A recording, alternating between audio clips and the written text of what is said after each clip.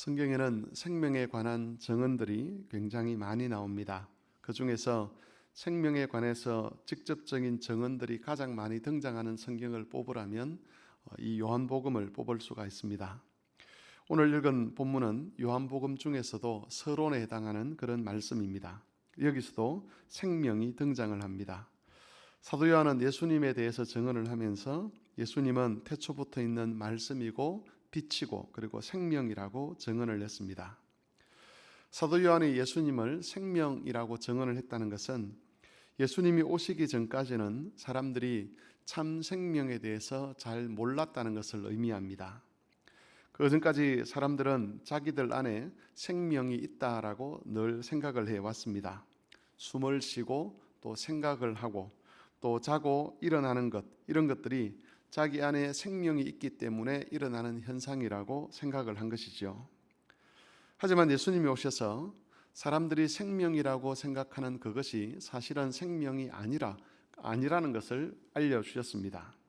생명처럼 보이지만 진짜 생명이 아니고 심지어는 죽음이라는 것이 생명인 것처럼 포장되어 있는 것이라고 폭로를 하신 것입니다. 하지만 예수님께서 이것을 폭로하셨음에도 불구하고 모든 사람들이 예수님께서 가르쳐 주신 이 진리를 아는 것은 아니었습니다. 오직 예수님 안에 있는 그 참 생명을 본 사람만이 사람들 속에 있는 것이 거짓 생명이며 죽음인 것을 알 수 있었습니다. 진짜 생명을 보았기 때문에 가짜를 구별할 수 있었던 것이지요. 그러나 진짜 생명을 보지 못한 사람들은 여전히 자기 안에 있는 그 거짓된 생명, 죽음임에도 불구하고 생명인 것처럼 포장되어 있는 그것을 진짜 생명이라고 생각하고 거기에 자신의 온 열정과 그것을 지켜가는데 자신의 온 열정과 힘을 쏟아내고 있습니다.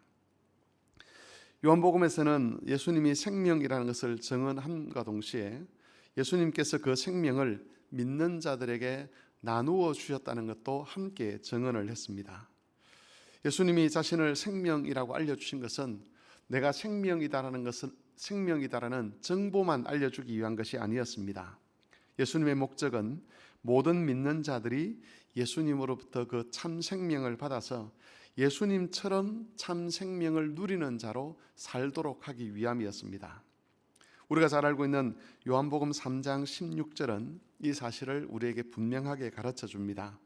하나님이 세상을 이처럼 사랑하사 독생자를 주셨으니 이는 그를 믿는 자마다 멸망치 않고 영생을 얻게 하려 하심이라. 이처럼 예수님은 참 생명에 대해서 증언하셨을 뿐만 아니라 예수님 안에 있는 그 참 생명을 믿는 자들에게 주셔서 모든 믿음의 사람들이 예수님처럼 참 생명을 가지게 하셨습니다.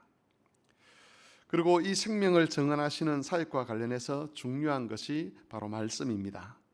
예수님을 여기서는 말씀이라고 그렇게 증언을 하는데 예수님을 굳이 말씀이라고 증언하는 것은 생명과 관련된 모든 복이 말씀을 통해서 믿는 자들에게 흘러가기 때문입니다. 사도 요한이 요한복음을 기록한 것은 예수님이 부활하시고 승천하신 이후였습니다. 요한을 비롯한 다른 사도들은 직접 자신들의 눈으로 예수님을 보고 자신들의 귀로 예수님께서 말씀하시는 것을 들었습니다. 그리고 심지어 손으로 예수님을 만져볼 수도 있었습니다. 그들은 생명의 근원 되신 분과 몸으로 함께 하면서 시간을 보냈습니다. 그러나 예수님이 승천하신 이후에는 모든 사람들이 사도들처럼 직접 예수님을 만지거나 듣거나 볼 수가 없었습니다. 대신 예수님께서는 증언하는 말씀을 믿는 자들에게 허락해 주셨습니다. 사도들을 통해서 증언되는 말씀들, 그리고 그 증언을 기록한 성경들, 그리고 그 성경을 바르게 설교하는 목사들의 설교들, 이런 것들을 통칭해서 말씀이라고 하는데 이 말씀을 통해서 예수님이 생명이신 것이 계시가 되고 또 이 말씀을 통해서 예수님의 생명이 믿는 자들에게 흘러가게 하신 것입니다.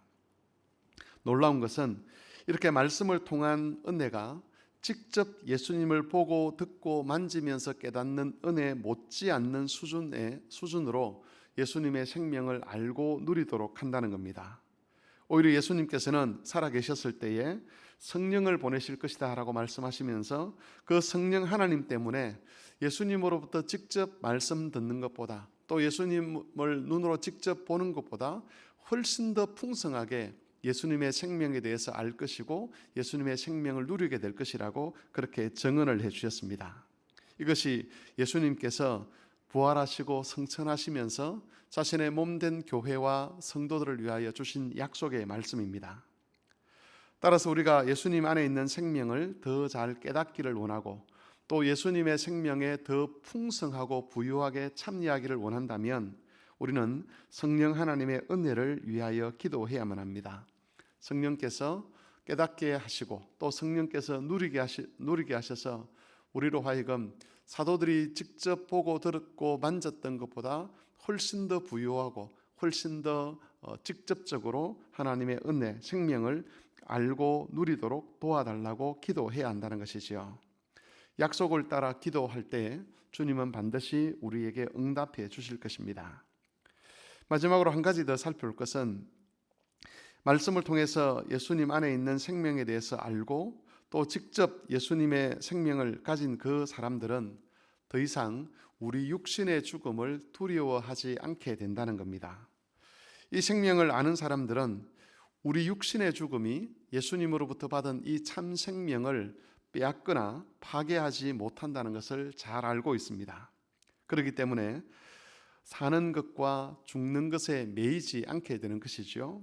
살든지 죽든지 그것과 상관없이 그리스도를 사랑하게 되고 그리스도 안에 있기를 원하게 되는 것입니다. 그래서 어떤 사람들은 자신의 몸이 건강하지 못하거나 죽음의 위협이 닥쳤을 때 믿음을 떠나거나 믿음을 포기하는 그런 경우들이 있는데, 하지만 참 생명을 아는 사람들은 육신의 병들미 또 육신의 연약함이 또 심지어 우리 육신의 죽음이 우리의 참 생명을 빼앗지 못한다는 것을 알기 때문에 사는 것과 죽는 것에 상관없이 또 건강하든지 상관없이 하나님 앞에서 신실하고 그리스도를 사랑하고 그리스도와 더불어 동행하는 삶을 살게 되는 것입니다. 말씀을 정리하겠습니다. 예수님은 참 생명으로 이 땅에 오셨습니다. 그리고 말씀으로 그 생명을 깨닫게 하시면서 동시에 말씀을 통해 믿는 자들에게 그 생명을 풍성히 나누어 주셨습니다. 그리하여 육신의 죽음의 종로로 타지 않고 살든지 죽든지 그리스도 안에 있는 것을 기뻐하게 하셨습니다.